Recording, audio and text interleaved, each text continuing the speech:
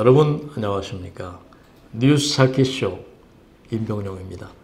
대한민국 뉴스를 경마의 기수처럼 경쾌하고 박진감 있게 이끄는 뉴스 찾기쇼 날씨부터 짚어보겠습니다. 여름이 좀 깊어지나 싶었는데 벌써 에어컨을 가동할 때로 접어들었습니다. 제주에서는 어제부터 장마가 시작이 됐고 전국적으로는 다음 주 25일을 전후해서 장마가 시작될 것이란 그런 예보입니다. 이번 주는 당분간 평년보다 기온이 높겠고 내륙을 중심으로 해서 30도 안팎까지 올라서 더울 것이란 관측입니다. 좀 덥지만은 눈부신 햇살, 또 여름 숲의 싱그러움 떠올려 보십시오. 생방송 뉴스 찾기쇼 시작하겠습니다. 오늘의 첫 번째 소식입니다. 문 대통령 지방 권력 감찰 지시, 이런 주제입니다. 문재인 대통령은 지방선거 이후에 국정 운영과 관련해서 지방 권력이 해이해지지 않도록 해달라고 지시했습니다. 문 대통령은 청와대 수석보좌관 회의에서 조국 수석에게 문재인 정부 2기 국정운영 위험 요소 및 대응에 대한 보고를 받은 뒤에 대통령 친인척 등 특수관계인에 대한 감시, 청와대와 정부에 대한 감찰과 함께 지방정부 감시를 언급했습니다. 대통령이 여당의 압승으로 끝난 지방선거 직후에 이런 국정운영위험 관리 차원에서 지자체에 대한 전면적 감찰을 지시한 것은 상당히 이례적입니다. 이에 대해서 청와대 핵심 관계자는 감찰 대상은 이전 지방정부가 아니고 새로 들어선 민주당이 승리를 거둔 지방정부가 될 것이라고 말했습니다. 그러면서 그는 감찰 주체는 반부패정책협의회를 구성하는 검찰과 경찰, 국세청과 관세청, 감사원이 될 것이라고 밝혔습니다. 우리나라, 이 나라의 힘있고 좀 속된 말로 무서운 세력들에 대한 감찰이란 얘기입니다. 민주당과 여권에서는 박원순 서울시장, 이재명 경기지사, 또 원희룡 제주시사 등 여야의 차기 대선 주자들에 대한 견제와 여권의 조기 권력 투쟁을 차단하기 위한 것이 아니냐는 분석이 나오고 있습니다. 뉴스 찾기쇼 두 번째 소식입니다. 김정은 3차 방중, 북중 밀월 과시. 네, 요즘 이렇게 지금 이루어지고 있죠.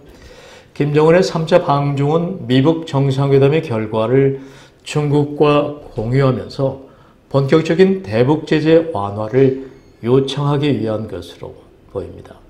중국은 지난 12일 미북 정상회담 직후부터 대북 제재 해제를 국제사회에 꾸준히 주장해왔기 때문입니다. 당시 컹샹 중국 외교부 대변인은 안보리 결의에는 북한이 결의를 이행하거나 준수하는 상황에서 필요에 따라 제재 조치를 중단 해제하는 등 조정해야 한다는 규정이 있다고 밝혔죠.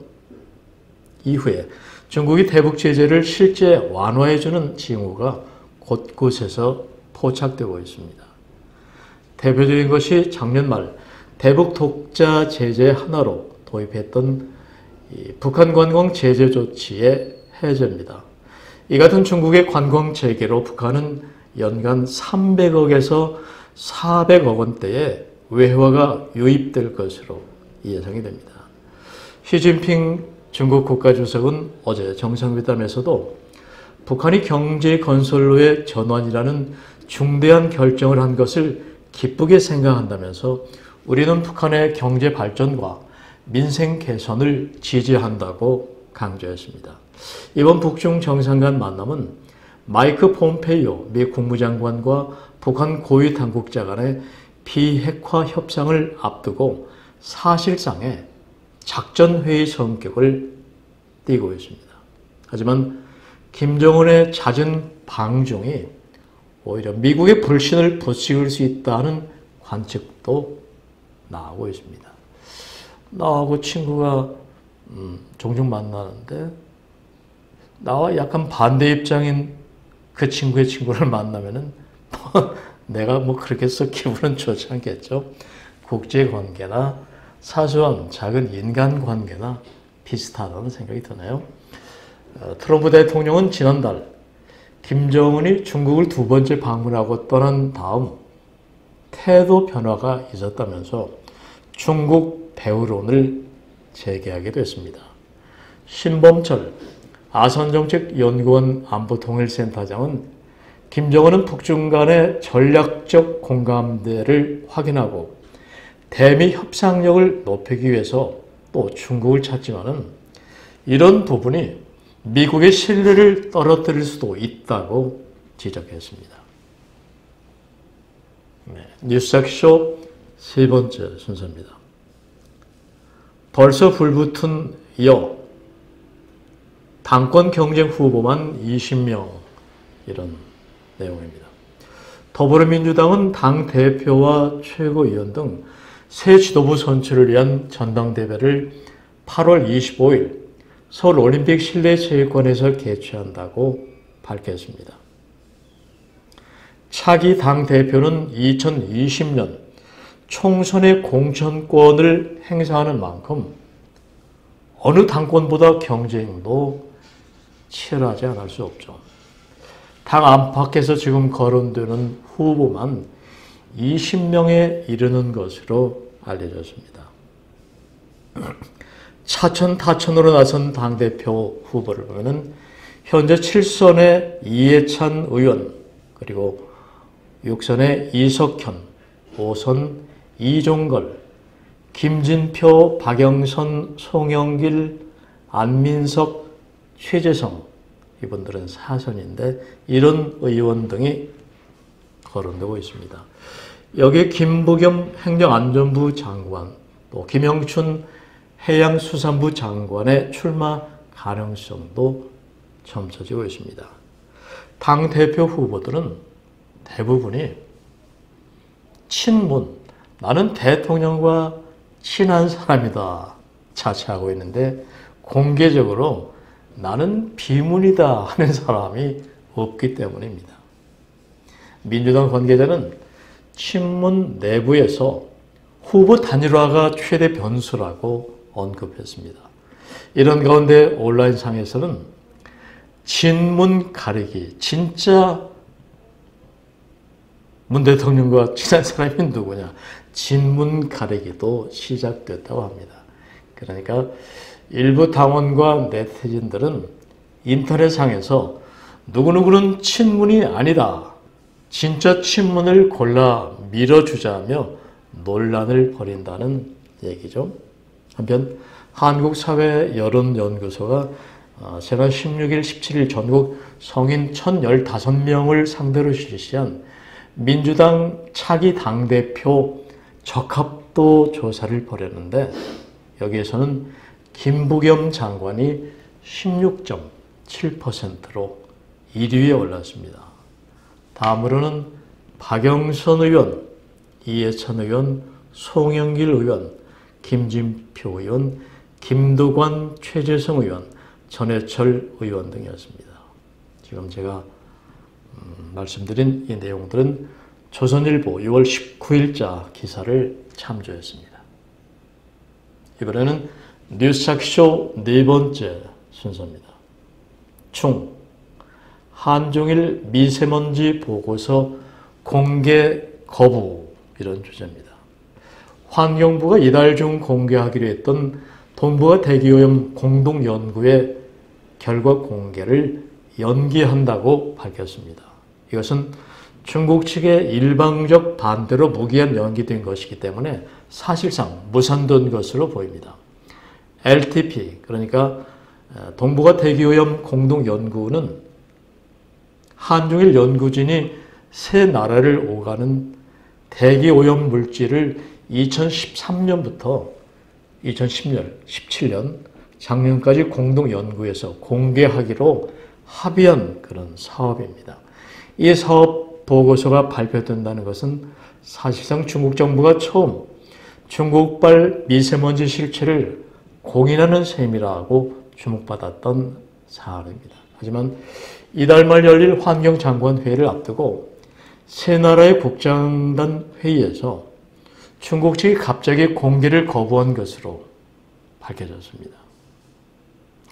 연구 기반이 든 중국 측 배출량 총계가 2008년, 2010년 자료라 너무 오래돼 정확성이 떨어진다는 이유를 표면적으로 내세우고 있습니다. 사실상 삼국 합의로 4년간 진행된 연구가 애초부터 무의미한 것이었다고 밝힌 셈이죠. 또 지난해 삼국 합의 사항에 대해서도 중국 측은 제19차 회의 합의문을 공개를 기대한다.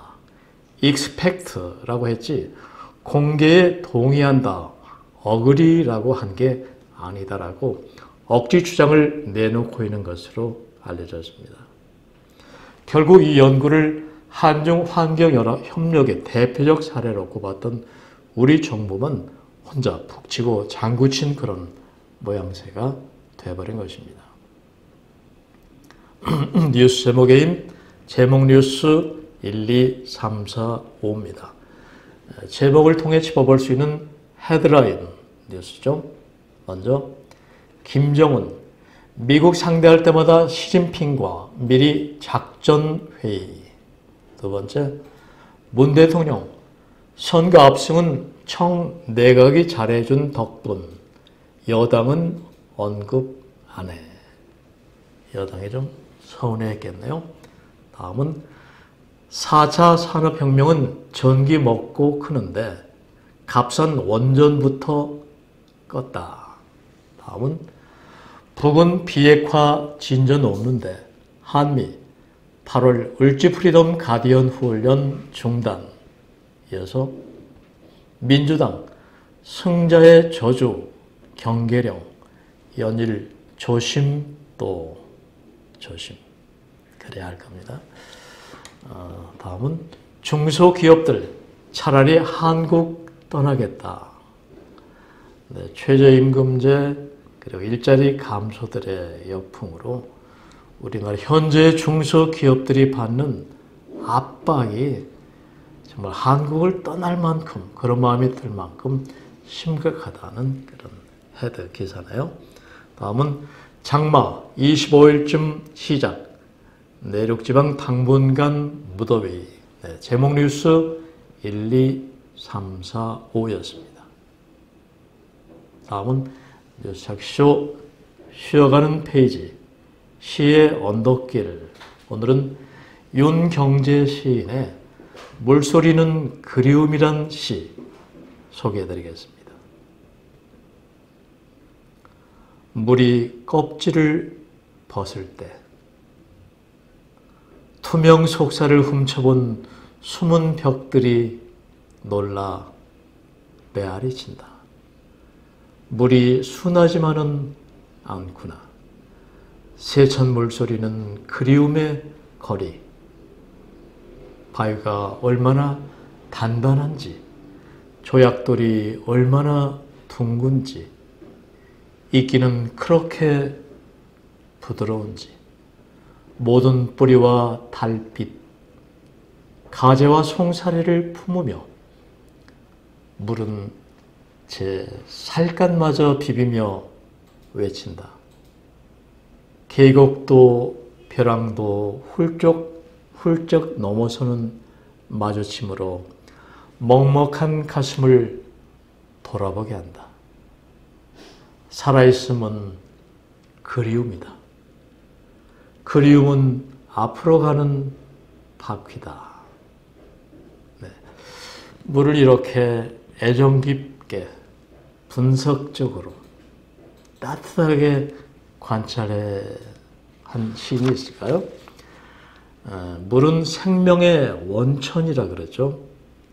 가장 부드럽지만은 가장 강하고 끈질기고 깊고 은밀한 게 물에 살갗이고 생명이 아닌가, 그의 심정이 아닌가 그런 생각이 듭니다. 누구도 말릴 수도 없는 또 말려지지도 않는 그리움이 아마 이 물속에는 담기지 않았나 생각이 듭니다.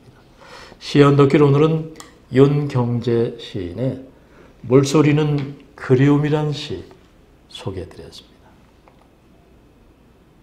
이번에는 생활 뉴스 두 가지입니다.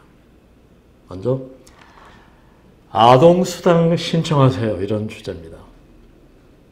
오는 9월부터 지급되는 아동수당에 대한 신청을 20일부터 받는다고 보건복지부가 18일 밝혔습니다. 아동수당은 만 6살 미만 아동, 그러니까 2012년 10월 1일 이후 출생한 아동인데 이 가운데 가구의 소득 인정액이 전체 가구 중 상위 10% 이하일 경우 매달 10만 원씩 정부가 지급을 합니다. 소득 인증액은 월소득과 재산을 소득으로 환산한 그 금액을 합산해서 정해집니다. 보호자가 한 명인 한부모 가정의 경우에는 기존 가구원 수에 한 명을 추가해 주기 때문에 모자가 단둘이 살더라도 3인 가구 기준으로 소득 인정액이 정해집니다. 더 구체적으로 알아보려면 소득 인정액을 확인하려면 아동수당 홈페이지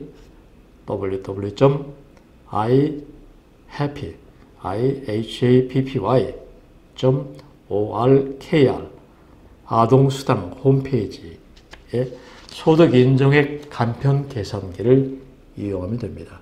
신생아의 경우에 출생 후 60일 이내만 신청하면 태어난 날부터 지급된다고 합니다. 아동수당은 만 6세 미만 아동의 보호자 또 대리인이 아동의 주민등록 주소지가 있는 주민센터를 방문해 신청할 수 있고 부모가 보호자인 경우에는 이 복지로 홈페이지 또는 모바일 앱을 통해서도 신청이 가능하다고 합니다. 생활뉴스 두 번째 소식입니다. 중국의 오징어 싹쓸이, 인공위성까지 동원 이런 주제입니다. 중국이 전 세계 오징어 어획량을 싹쓸이하는 바람에 각국의 오징어 가격 폭등, 또 어족자원 고갈로 홍역을 앓고 있다고 홍콩 사우스차이나 모닝포스트가 보도했습니다. 유엔 식량농업기구에 따르면 전 세계 오징어 소비량은 매년 270만 톤에 이르는데 중국이 전 세계 오징어잡이 어선 중 절반 이상을 차지할 만큼 오징어잡이에 열을 올리고 있다고 합니다. 그 결과 한 해 전 세계 어획량의 60% 이상을 중국 어선들이 싹쓸이를 하고 있다는 것입니다. 사우스차이나 모닝포스트지는 중국 어선들이 엄청난 어획량을 올리는 원동력은 중국 정부의 대대적인 지원이라고 보도했습니다. 오징어는 수명이 1년 안팎으로 짧아서 무리 이동 상황을 파악하기 어려운 대표적인 어종이라고 하나요? 하지만 중국 정부는 세계 곳곳에 연구 선박을 보내고 또 인공위성까지 동원해서 전 세계 바다에서 오징어 무리가 이동하는 상황을 포착, 자국 어선에 정기적으로 알려준다는 것입니다. 이 같은 중국의 오징어 남획 탓에 오징어 소비가 많은 한국의 경우 오징어 어획량이 15년 전에 비해서 48%나 감소했습니다. 이에 따라 지난해 한국의 오징어 가격은 40% 이상 폭등했고 같은 기간 일본의 어획량은 무려 73% 급감했습니다. 저도 오징어 좋아하는데 가끔 시장을 이렇게 어물전을 보면은 오징어 큰 거 8,000원에서 10,000원까지 돼 있었어요.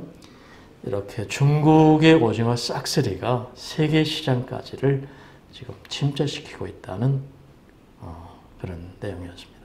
뉴스학쇼 이제 마무리 순서입니다. 이 숲에 깊어가면서 여름도 동무처럼 깊어가고 있나요? 미국의 시인 조이스 킬머는 나무보다 아름다운 시를 내 다시 못 보리 이렇게 말했습니다. 실록은 확실히 사람들의 시각을 안정되게 해주고 또 마음을 평온하게 해주는 어머니의 품 같다 하는 생각을 해보게 됩니다. 시간을 내서 주변에 공원을 좀 찾는다거나 조금 더 나가서 무리하지 않은 등산을 하기에도 참 좋은 계절이죠. 오늘 하루도 좋은 기분으로 활기 있는 삶 이끌어 보십시오. 뉴스 프리존 생방송 뉴스 자켓쇼 지금까지 편집국장 임명용이었습니다. 감사합니다.